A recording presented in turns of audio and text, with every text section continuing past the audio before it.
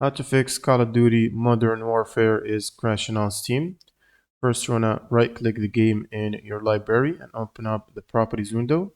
Now go to Installed Files tab and verify the integrity of game files. And once this process is completed, you wanna go back to the General tab and add -DX11 to the Launch Options box. Then you can close Steam.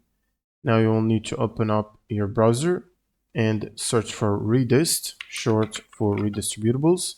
And from the first Microsoft link, you should go to the second table here, and you should download and install both the 86 and the 64 redistributables installers.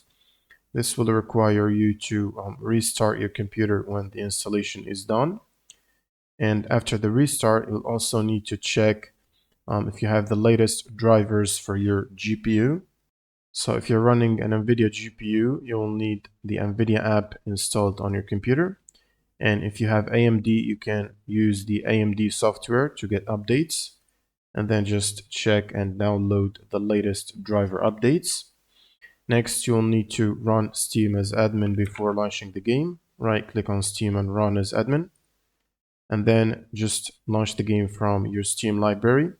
And this should fix the crash problem. If you find this helpful, leave a like and a comment, and see you on the next one.